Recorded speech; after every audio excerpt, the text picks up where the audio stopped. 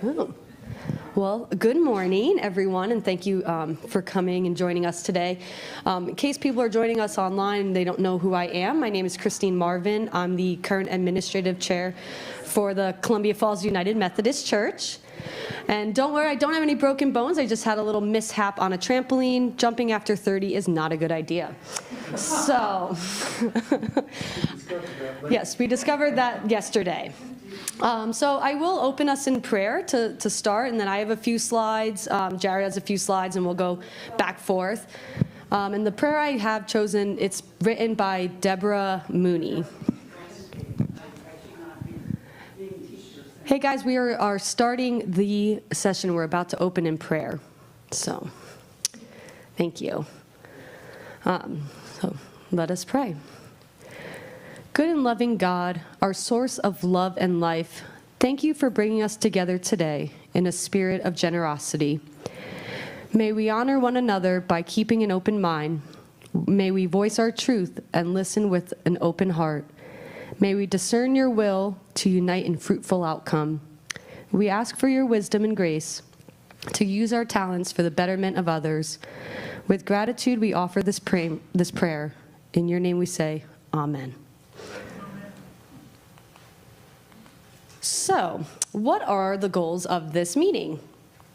Our first goal is to review the newest leadership conversations and research that have happened. We will present some more details on how we're going to be restructuring the administrative teams. And we will also have time for the congregation to ask questions and then provide some answers.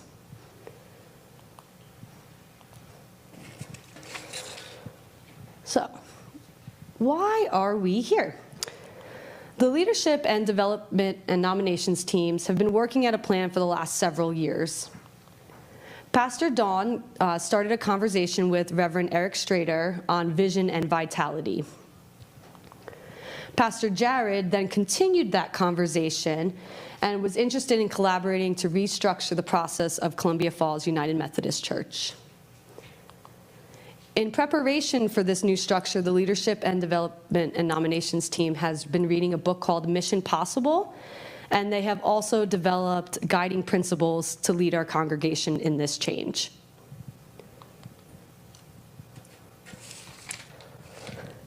So the LDN, which I'm going to say for the rest of the time because it's a little less of a tongue twister, has struggled to recruit people to join our administrative teams, and that's one of the reasons, or one of the challenges we kind of have going on. Our current leadership structure right now is that 54 of the 85 members are involved in one or more ministry teams. That's missions, care team, other teams. 31 of 85 serve on administrative teams, so SPRC, admin, trustees. So what does this actually mean? People are serving or over-serving, and this leaves little energy for us to be able to grow and change Columbia Falls United Methodist Church.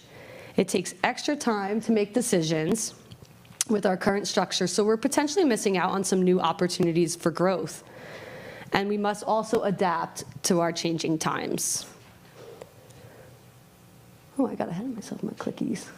So I was going to get up and do this whole pointing thing, but I'm just going to sit here and, oh, is there? I don't know how to do that. So we'll just point like this. So this is kind of a normal structure of a church and the life cycle that a church goes through. So you have your birth, where you have your initial vision. You move into adolescence, maturity, empty nest, old age, and then the church essentially dissolves. We are in the empty nest phase. So this means that we have a lot of structure, we have a lot of growth, we have a lot of people, a lot of great ideas, but we're kind of missing out on this vision and specific direction.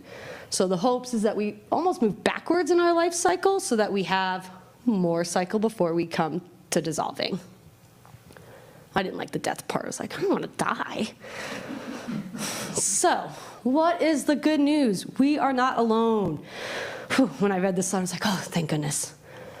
So congregations across Montana, across the US, people in our conference, other people are having these same dilemmas. Many churches, large and small, are also changing their leadership structure. And these changes, which to me was the best part, are supported by our bishop and our DS. So we're not alone in this. We have a lot of support for moving forward. And with that, I'll hand it over to Jared, and I'm going to move myself away for a bit. Can I borrow that? Yes, you may. Thanks. Thank you, Chris. If you're joining us from home, my name is Pastor Jared. I know we've got several folks away, and this session is being recorded so that it might be used by other congregations, maybe in the future, or for our congregation to refer back to. So my name is Pastor Jared, and it's good to be with you today. What we're talking about with the restructuring process is more than just a simple quick fix. I think that's language that I like to use because so often we want change to happen our way, and we want it to happen as quickly as possible so it's painless, right? This is more than a quick fix. We want to continue to remain a vital and healthy congregation. In order to do that, we must keep Christ's vision for our church and our community at the center of our hearts and our minds. In the past, churches could make technical changes to remain vital, right? So you could put up a new church sign or redo a church website. You could update a sound system or an audio video system. You could change your interior to be more quote unquote attractive. You want to offer the most current ministry ideas or whatever's savvy and came out in that slick magazine 3 months before Christmas, you can buy that, and that's going to help your church, right? Or churches all across the South where I've been in ministry, they hold homecoming Sundays, right? Where you just re-engage everybody from your past and your present in order to have a future. If you think about a technical change that you've ever seen a church do, what comes to mind for you? A simple little quick fix that you think, if we just do that, maybe that'll make us better. Maybe that'll help us grow.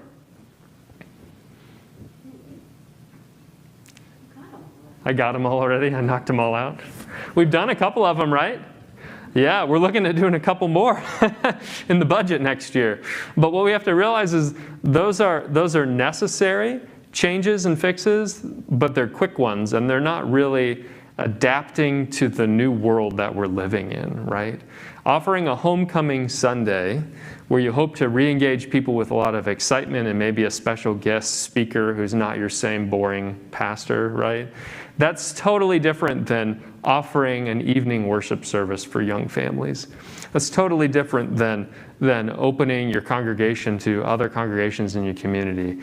That kind of little small quick fixes, it's very different from doing something revolutionary that no one really ever think of, and it's a really big risk. That's what we're talking about, new opportunities, opening ourselves up to be able to adapt to those things. And that takes a lot of time, energy, commitment that we don't have right now because we're wrapped up in our existing structure.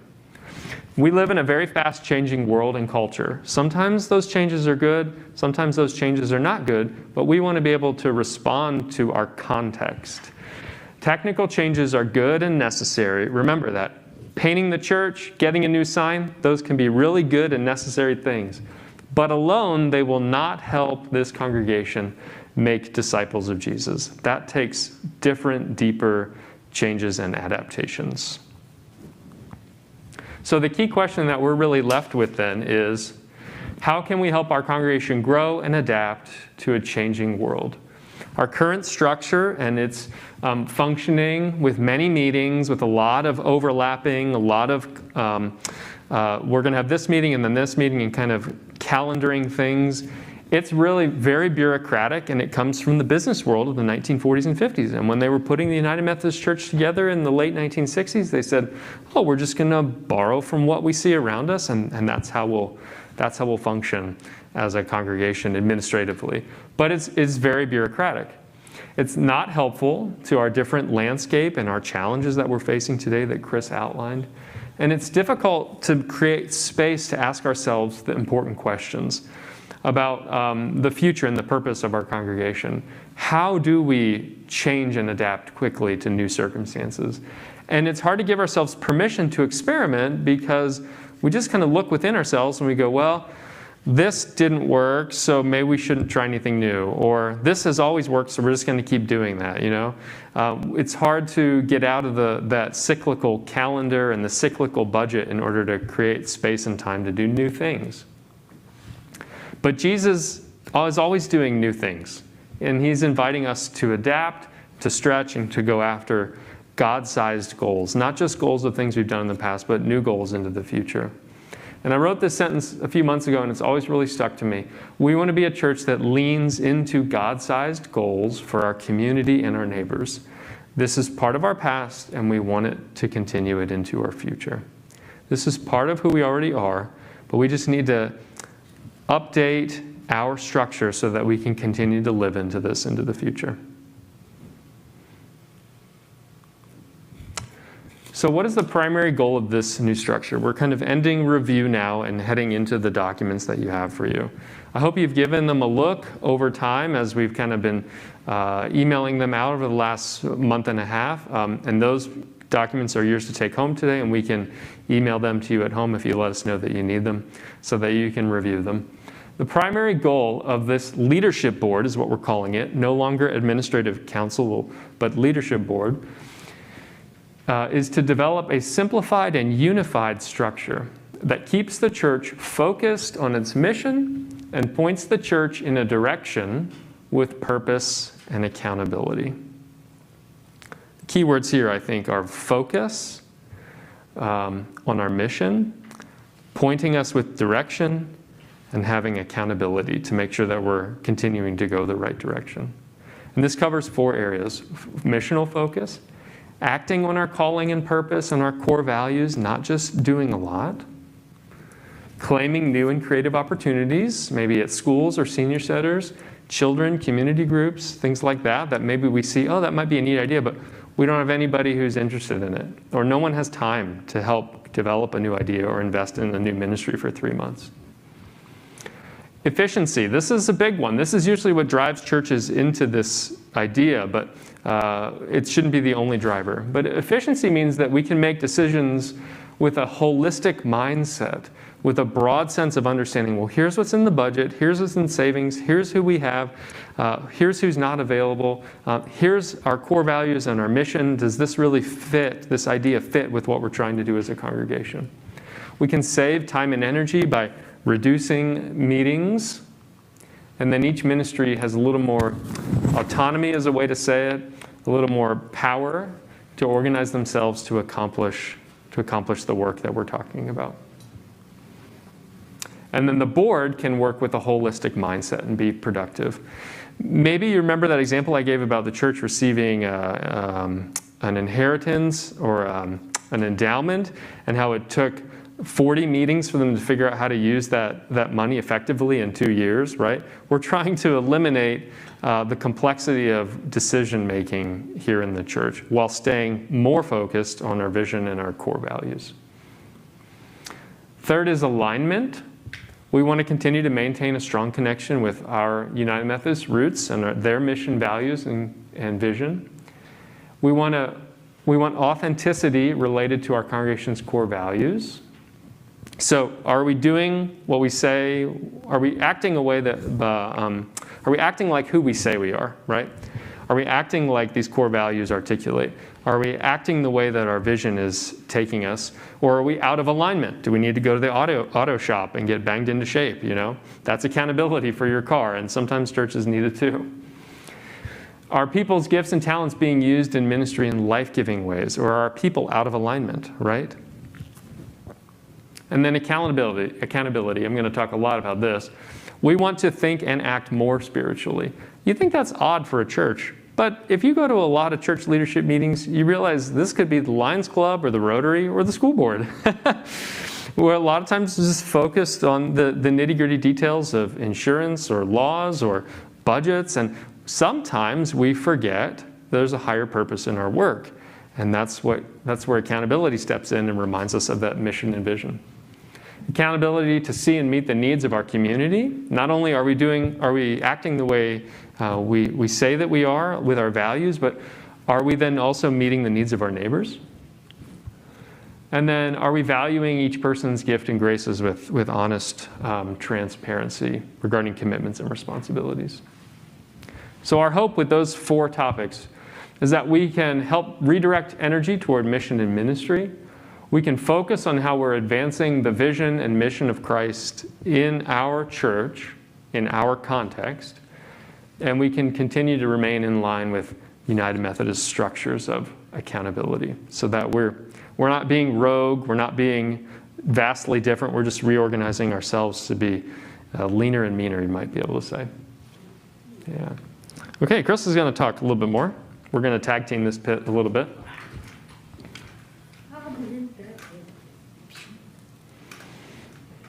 To say I'm a professional now. One day.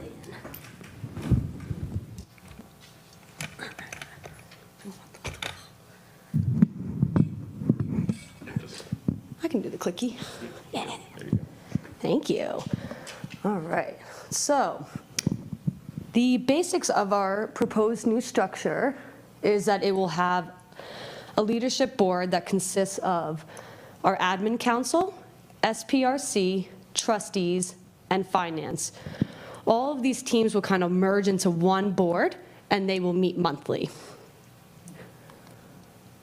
We will have 9 members instead of the 39 members that we saw.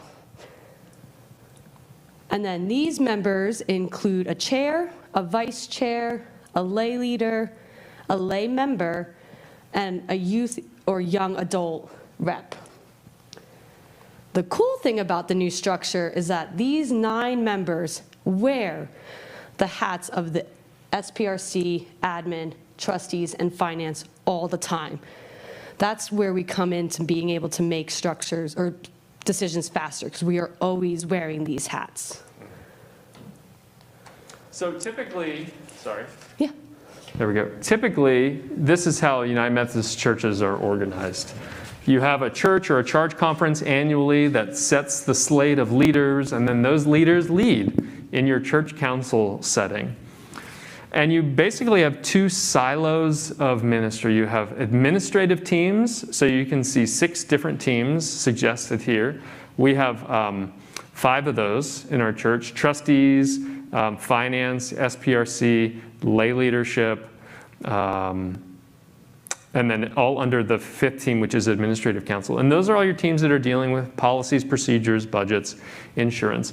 And so that's where our 39 people are right now that we propose to shrink down to 9. And then you have program ministries that, like worship, Christian education, different children's ministries, family ministries, care team. That's what COM is. So that's usually how United Methodist Church is structured. This is kind of the basic generic idea. And there's 3 basic problems with that we can articulate nowadays. Yeah, click it over. So one is that it's silos. You have everybody focused on ministry work. I better be in the camera. Everybody focused on ministry work is siloed away from everybody focused on administrative work. And it's up to pastor and lay leadership in order to keep harping on the vision and the mission, all in the one meeting once a month. That can be really difficult to do. The second issue is that there tends to be competition. Because you have people who are part of church council who represent a single ministry, like care team or youth ministry or trustees, all of a sudden when conversation comes up about how to use money or how to use the building or what takes priority on the calendar, care team will go, oh no, well we're supposed to have a caravan that day. And youth ministry goes, well, we can't help with the caravan that day because we're going to a corn maze that day. And the trustees go, well, neither of you can do any of that because we don't have any insurance for people to ride in people's vehicles, right?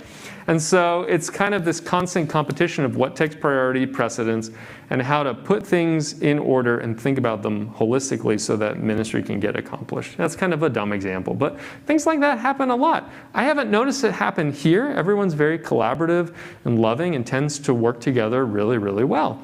But that doesn't mean conflicts can't occur.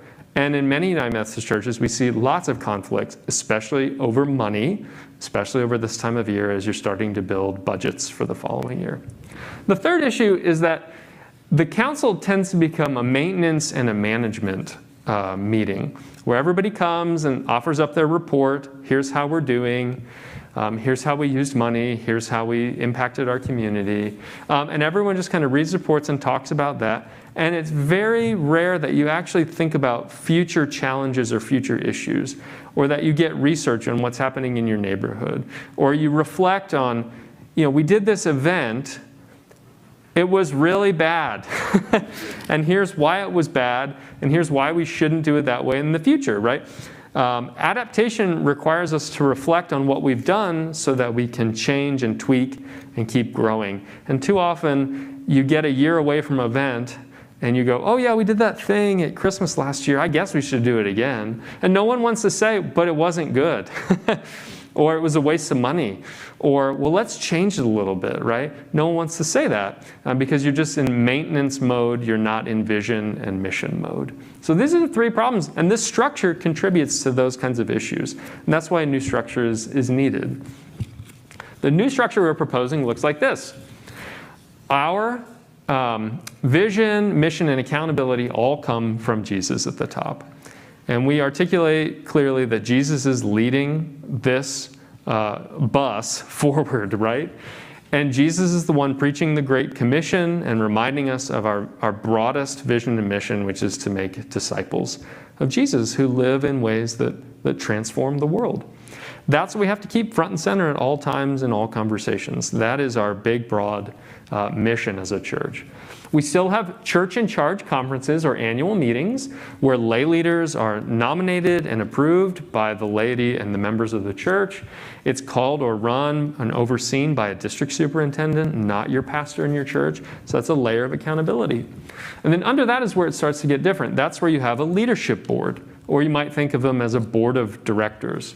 And their focus is on the mission and vision of the church through strategic, stewardship, generative, and accountable leadership. I think this is on the second to last or third last page of your packet if you need to look at it.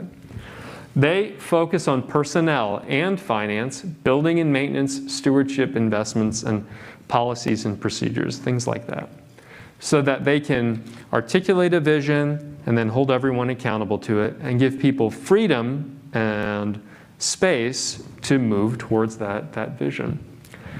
Underneath that leadership board is the pastor. The pastor is accountable to the leadership board. That's not always the case in our current structure. Sometimes it's unclear of whether the pastor is accountable to the administrative council or not, or what. The pastor is accountable to the leadership board. Jared answers to those 9 people, right? Jared, or a pastor like Jared, is sort of that transmission mechanism that takes the power of the engine and helps to transfer it into the direction of the wheels and the steering, right? So that we can take all that power and vision and energy and help people have the rubber on the ground and move things forward and make an impact on the community around them. The pastor then coordinates with the different ministry teams, like what we have in our church. Mission team, UMW or United Methodist Men, other community engagement ideas, worship team, discipleship ideas and teams, care team ideas and teams, and helps to coordinate the work of those teams so that they are meeting the vision and direction of the leadership board. It's a very collaborative, messy process, I think. I'm really worried that I'm going to be able to do it really well. But I think this is a healthier way forward because we're going to free up more people to be involved in hands-on ministry. And notice down here is the leadership development and nominations team. They stay in place. They do not disappear because they work to nominate folks for the leadership board to the charge conference. They work with the leadership board to make sure that that board is following their guiding principles and that members are fulfilling their commitments on that board. And they work with the pastor to continue developing congregational leadership.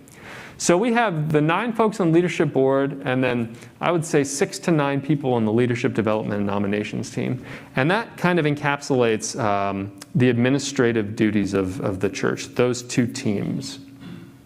They need to be separate because the leadership development team needs to have some independence from the board. so that the board isn't self-nominating. Oh, I'm doing a great job. I need not just 3 more years, but 6 more years on this board. The leadership development team says, no, you can't do that. We're going to renominate. So it keeps fresh blood, but also experience on the leadership board over the long term. I'm going to pause for a sec. Any questions about this structure versus the old structure? Yeah, Paul. Do you think it's still going to be possible to provide equanimity between all of the different functions that go on now Yeah. in the new plan? Do you mean avoiding conflict? Oh, no, I mean, that's how we grow. Yeah, right. But no, I'm saying, can we be able to give an equal amount of time to each area that keeps the church afloat? Yeah, so for those of you who are at home, Paul is asking a good question about my role, I think, and maybe the larger process of how all of this works. Am I, or are we going to be able to give equal time and commitment and energy to all of these leadership teams under this kind of new structure, all these ministry teams, I should say? I would say yes, hopefully. I mean, that's the goal, is to keep all these teams existing and help them maybe even have a few new hands or a little bit more direction so that they feel empowered to continue the ministry that they're called to. These teams on the bottom are very much teams that are low barrier. You don't have to have a lot of experience in policies or budgeting to be a part of ministry teams, right? You just have to have an interest, or you're looking for a way to help people, and oh, I can do that. Yeah, I'm interested in that. There is maybe a chair or a select people who are really committed to that ministry, but it's not. You don't have to be nominated and elected year after year to these ministry teams. It's a little more permeable of who can come and who can go. The leadership board is different, though. That's very set of who's on that board and how long they're serving and what their duties and tasks are. Any other questions around this? Sabrina? Jared, what would be the length on the leadership board for time? The life? What would be the length to serve, or has that been determined? So we're going to get into that in the next slide. Let's go ahead and skip to that. Go ahead, Chris. Chris is going to talk about that. Yes, so I have one bullet point, and then I'll talk about the terms. So as Pastor Jared was saying, the pastor is on there, and that's who he kind of works with, and we hold each other accountable, but they have a voice, but there's no vote. All members will serve a 3-year rotating term. So you apply, you're on 3 years, and then it rotates out. There's a whole kind of like life structure where then you become kind of like an alumni, and then you move down, and then you can come back and then serve again.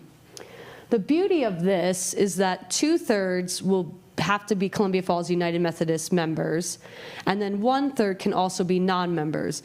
And that's because we have a lot of really committed people in our church who are not members of the church. And this provides inclusivity and also just allows us, if you are dedicated to the church and want to be on the board but not a member, you still can. So the chair of that leadership board is also the chair of the trustees. And then a vice chair will be elected to help the chair. So did that answer the question for you, Sabrina? Awesome. Perfect. Move on. So continuing, our current ministry teams stay in place, as Jared was saying. So people who want to still help with care team, they want to be on these other really life-giving ministry teams, they can. And they are here, and they are very important. The board can also create focus teams for short-term tasks. So if we have a project, we need 3 people to help with us for 2 weeks. They come in, they do the job, they report back to the leadership board, and then the focus team goes away until we need another one. A quorum to vote on simple tasks, so there's a structure to make sure that we actually are meeting standards, is 2/3. So just simple basic tasks. Any tasks that change our guiding principles or legal matters will require a stronger vote of 3/4 yes to move forward. So that keeps us all in check, which is nice. So who is holding the accountable, or what is holding this leadership board accountable? will be held accountable by signing a covenant that was created, and you have to sign this every year. Sign a covenant that says we will be led by Jesus, and there's a lot more to it than that. We will also be held accountable by our guiding principles. We'll be held accountable by the book of discipline, and we will be also held accountable by the church conference, our district superintendent, and the bishop. So there's a lot of structures put in place to hold those 9 people accountable as well. So won't go willy-nilly. Question. Yes. On succession, how many consecutive terms can a board member serve, et cetera, et cetera? I think it's 2. 2. Yeah. I Two believe it's full 2. 6 years. Yeah. 6 years, yeah. So if a member comes on for 1 year for this initial moving into this board structure, I mean, they could still serve 5 years after that. It'd be a little tricky at that last term of 2 years, but yeah, 2 full terms, and then you have to take a break for a year before you may want to come back on. Yeah. Or apply to be back on. Yeah. Any other questions? Yeah. Myself off. Sure. I love this last slide that Chris is saying, because it reminds me, like, a lot of people are looking over our shoulder. And that's a good thing. That's why I like the United Methodist Church, because there is accountability. Churches can't really just do whatever they want, which isn't true of every little local church, across our country. We have a lot of accountability around us, and that doesn't change as we move to a different structure. We still have the paperwork. God bless the paperwork. We still have administrators over us and guidelines and policies that we still have to affirm and uphold and implement in the local church, which I think is a really healthy thing. So just continuing this idea of the structure. So what are the 4 main tasks? We talked about these a little bit earlier, the 4 reasons why to get into this board idea. Here are the tasks of the board, the 4 broad ideas of what they're going to be doing. One is generative work, and this is really the one that's missing from the structure currently as it is, and that we want to implement in the new structure. Discerning God's dream and working to set the congregation's next steps, team building, asking new questions of ourselves and of our community, seeking out new opportunities. This is generative work because it's generating energy and spirit in the life of leadership that trickles down and sets the tone for all the ministry teams doing the work in the church. Strategic work, proper planning and goal setting to remain accountable to Christ. Leveraging the resources we already have to be aligned with our priorities, our vision. That's planning the generative work. So you do the generative work, you ask the questions, things bubble up, and then you say, well, how does this all fit together with reality and budgets and our resources that we have now? And that's when you begin to plan out God's dream within the life of your context. The third task is stewardship. This is a lot of what we're doing now. We just call it finance or building maintenance, right? Tending to our responsibilities, our fiduciary responsibilities, and the alignment of our people and our resources within those responsibilities. Think about safe sanctuary work, insurance, finance. All of those issues are about being good stewards of what God has given us here and our people have given to build this spiritual community. And then accountable leadership, setting a culture of well-aligned ministry that's impact focus. So reflecting on the work that we do and saying, how can we make it better? How can we take it in a new direction? What is God telling us from what we're feeling and seeing? And then how do we adapt for the future? So there's 3 documents that we gave you this morning that we've been emailing out to the congregation. One is that leadership board application, which talks a little bit about the responsibilities of the board. Then there's an example of the board covenant that we as a leadership development nominations team put together, but it will have a final perusal by the new leadership board, where they can say, we really like this, but we want to add this before we sign this covenant. They have prerogative to sign that, to do that with the leadership covenant. And then there's the guiding principles, which is really the burger in your hamburger. It's the meat that takes up the bulk of that packet. These guiding principles lay an outline for you this morning that hopefully you've noticed as you've read through it.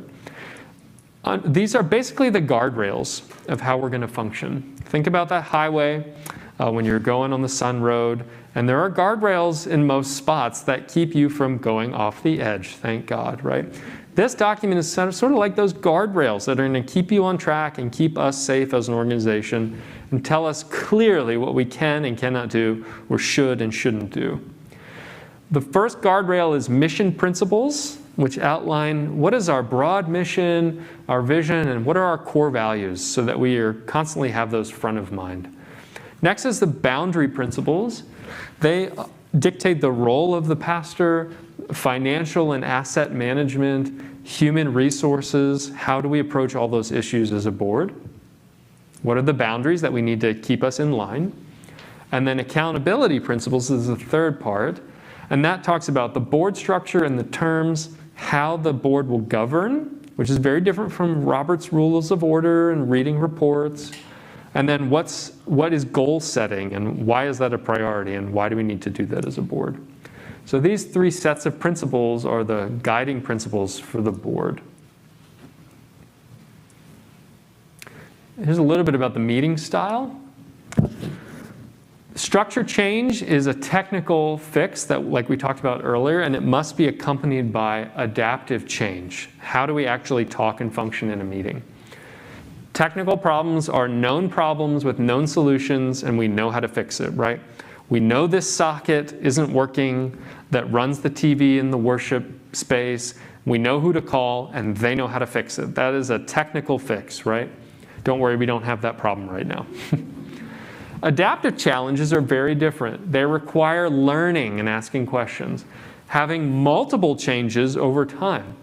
Solutions might require experimenting and reflecting upon new discoveries, right? Those are adaptive challenges.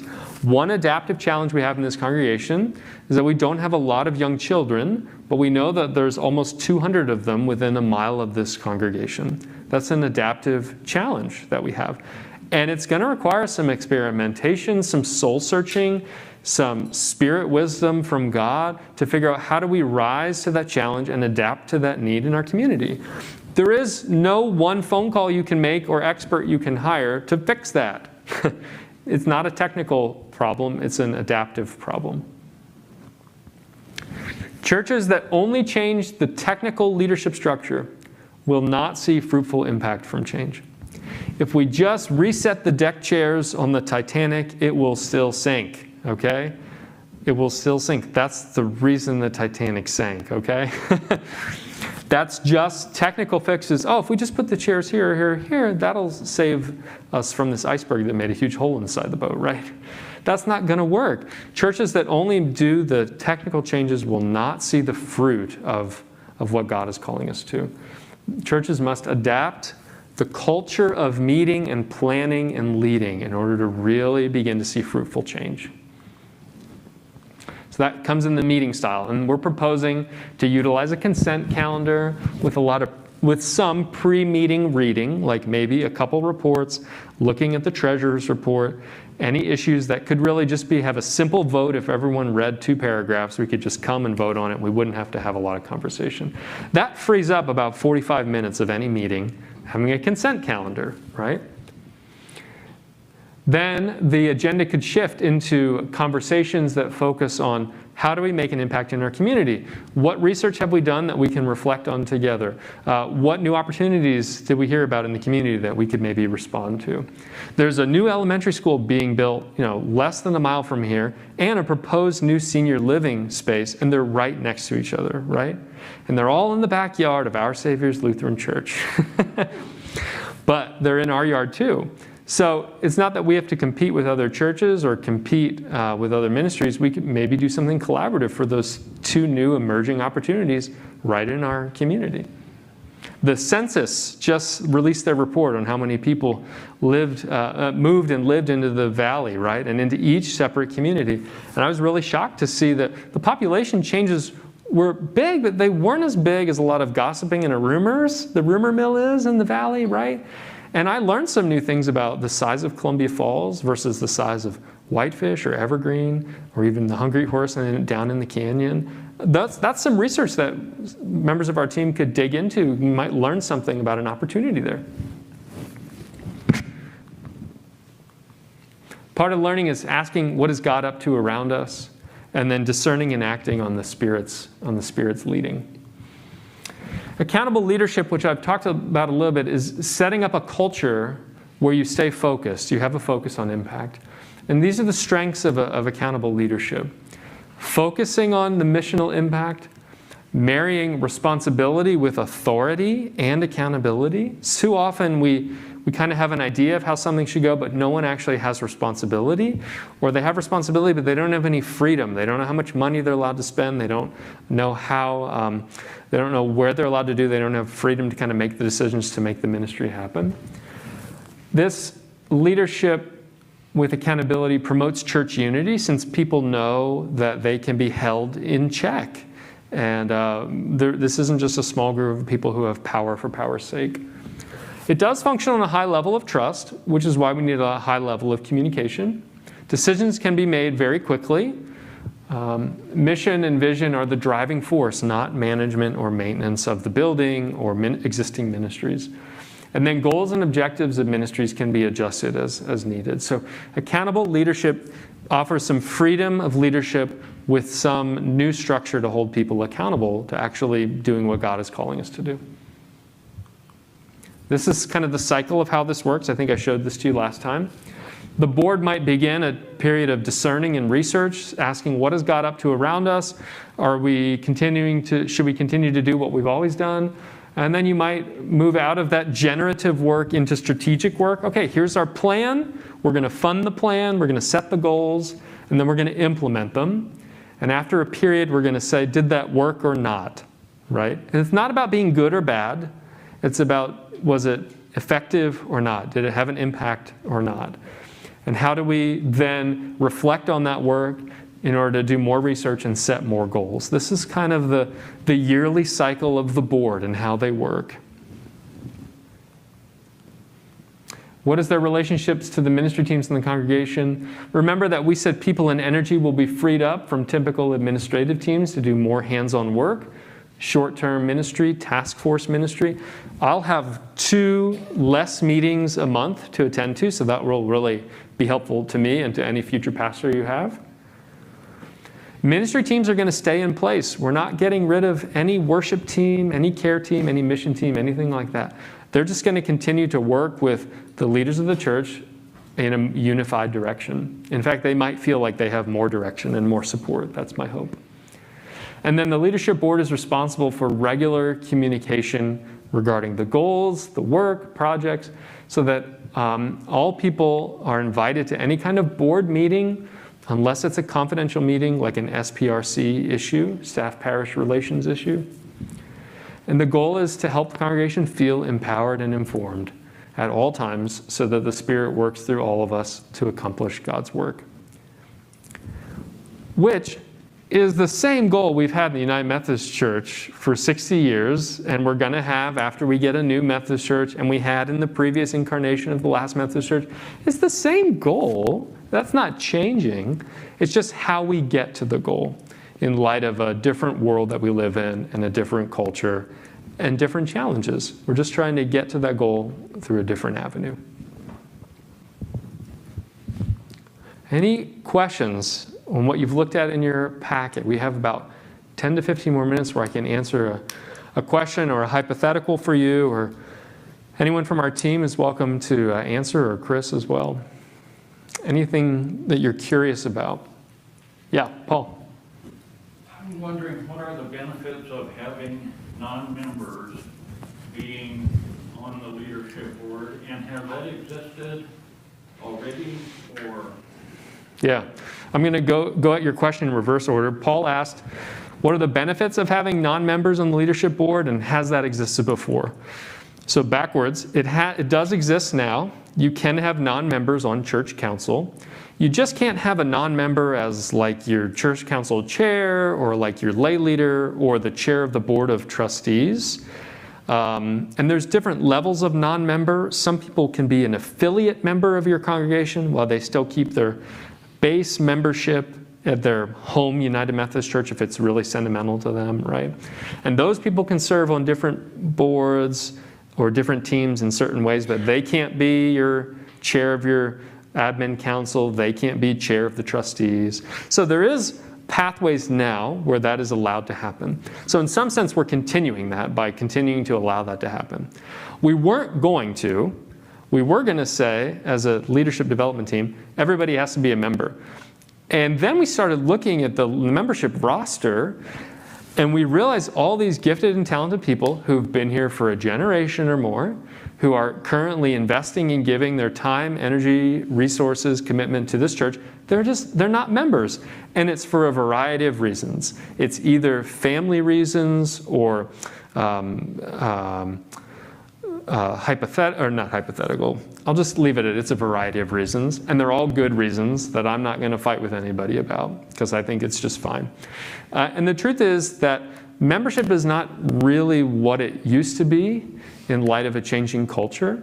And so people don't move into town and try to become a member of a church the very next Sunday. It's just not that important to them. And that's reflected in when you look at the membership roster of our congregation. So we thought, well, we want many members to be members of the board, to be members of our church, but not all of them have to be. And we'll see how that goes. And if it's a disaster, then the leadership development team and the district superintendent will have to attend to it. But it's the way it is now, and we seem to be okay. So I'm not anticipating a lot of issues with that. I would add to that the covenant, I mean, first of all, ideally, people are going to apply. Yes. Whether they're members or non-members. Right. So that shows a level of commitment. Yeah. And care. Mm-hmm. I mean, that's the ideal. We have to see how that plays out. Yeah. But then there's the covenant Mm-hmm. that everybody signs, Yep. whether they're a member or non-member, and at that point, who cares? Right. Yeah. Yeah, Shirley. Jared, what is the evaluation process for this whole change of structure? So this whole adaptation that we're moving into, yeah. So the process is that we have a couple town halls. This is the second one that we're having, probably the last one, because you didn't bring your pitchforks today. That's good. This is the second town hall. The leadership development team is going to come back and talk about any questions or concerns. It's been a discernment process for this last year, and we're hopeful that at our church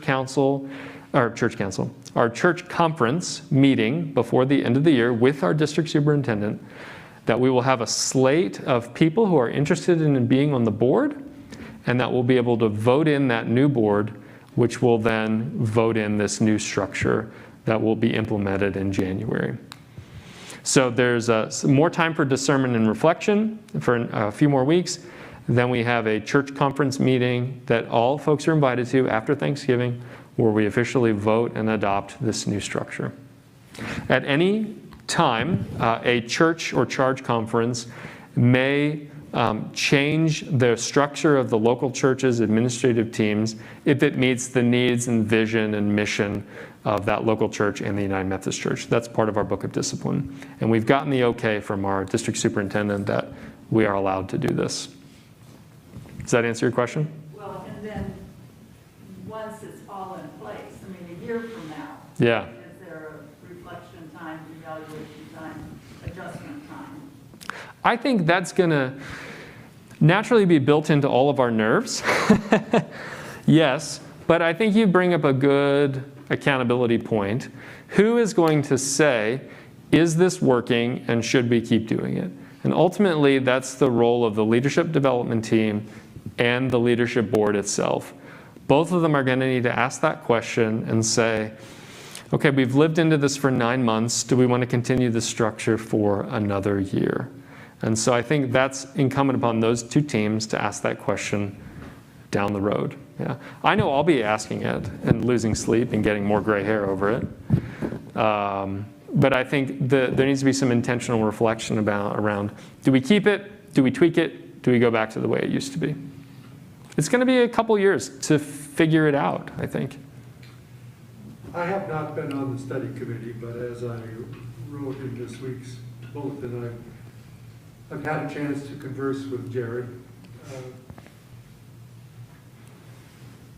A couple of important things are communication between the structures. Let me give you a mic, Larry, Sure. so more people can hear you. Here you go. A couple of important things are communication between the structures. And Jared understands that. Another important thing is board training. If the board is going to be functioning differently and in a more focused way, that's probably going to take some training. And a third thing that I've been thinking about recently is the consent agenda. Well, let me back up. If you have over here the vision, mission, worship aspect that makes up the life of the church and the future of the church and the outreach of the church, then over here you have the business and the administrative functions, like who's taking care of the insurance, who's reviewing the finances, who's involved in stewardship, et cetera, et cetera. By the way, the conference, I'd like to suggest that the conference needs to change a little bit too, because they send out all kinds of missiles that use terminology that the lay people have no knowledge of. I mean, I stepped onto a couple of committees and I had no idea what they were talking about. Okay, but back to the consent agenda. That presupposes pre-study. That presupposes, Jared rather blithely mentioned that there would be a couple of paragraphs that would outline a business that could be transacted by consent. But who prepares the couple of paragraphs, and how much understanding and information has gone into those couple of paragraphs? That's homework. So on the one hand, you've got homework. On the other hand, you've got study work, if the consent agenda is going to work. Consent agendas are routine for school boards, city commissions, county commissions, but they all have administrators. They all have a superintendent or a county administrator or whatnot, who then has a staff. And the staff prepares, and the superintendent and his secretary go through this. Well, we don't have that. We have a 3/4 time pastor. It's going to take a lot of homework and a lot of volunteer work to figure out that if you're going to paint the church, what's the bid structure look like? I'm convinced, I'm absolutely convinced that we're overtaxing 39 members or whatever it is. Streamlining, I think, is absolutely necessary. But it's going to take some change, and it's going to take some evolution. Yeah, thank you. Any other questions or comments or concerns? I'm going to address just in response to that, the retreat and then Yep. administrators.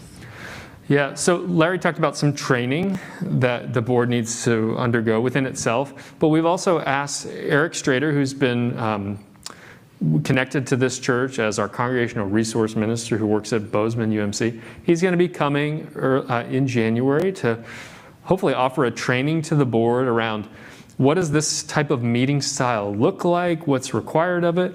He's going to do some conflict training so that we can have that under our belts to be aware of how might conflict come up and how do we handle that, right?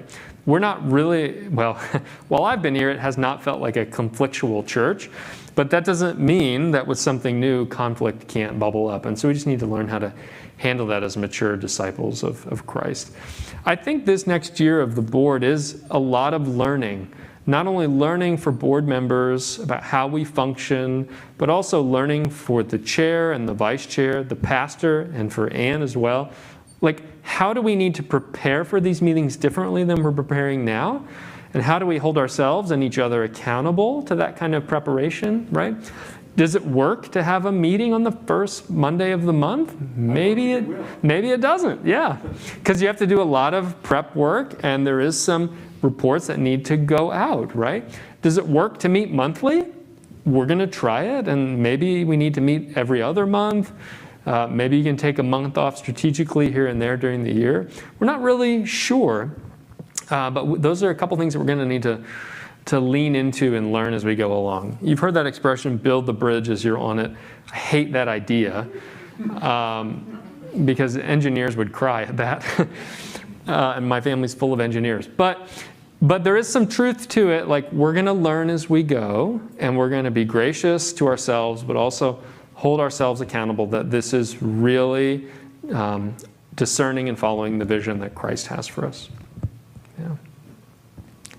Any other questions or comments? It's easy to lose sight of the focus committee or the focus group. Yeah. That's really a significant concept. So Larry's saying it's easy to forget this idea of focus teams. That's a team where you might have a specific issue that 2 or 3 board members get together with 2 or 3 people in the community or 2 or 3 people in the church, and you really tackle an idea and get some planning and understanding around it so that you come back to the board and present what you've learned so that the board can learn more and move forward. It might be around a building maintenance project. It might be around a ministry team project or some kind of a policy that everyone needs to learn about, but not everyone needs to go and learn about it all at the same time. You can kick that off to a focus team. So it brings people from outside the board in for maybe a month or 2 and then frees them up back to their other responsibilities, commitments. It doesn't set them on a team for 3 years for life, right? It's short-term work. Yeah. Any other questions or comments? Okay, if you do have anything, email the office or email me or any member of our leadership development team. We'll be happy to respond to that. We're going to meet again and reflect on all of these documents and this presentation today and begin looking at applications that we have received for the board work. The application is in your packet today. I hope that all of you will consider applying for this new opportunity and really helping this venture to get off the ground. If you're currently a member of one of these administrative teams, you would be an excellent candidate to be on the board. But maybe you feel like it's a season of life where you can't do that. Regardless of whether you can be on the board or not, everyone has gifts and everyone will be able to continue to use them in the life of our church for the sake of God's kingdom. So let's end with a prayer as we transition. Gracious God, thank you for this time together today and for your Spirit being among us as we seek your will and your dreams for this church and for our community. Please bless us as we continue to discern our way forward. We know that you are in front of us and with us and behind us every step of the way. Bless us now as we transition into worship. It's in Christ's name we pray. Amen. So friends, we have about 15 minutes. There are a few little snacky items and bottled water out in the foyer. You're welcome to stand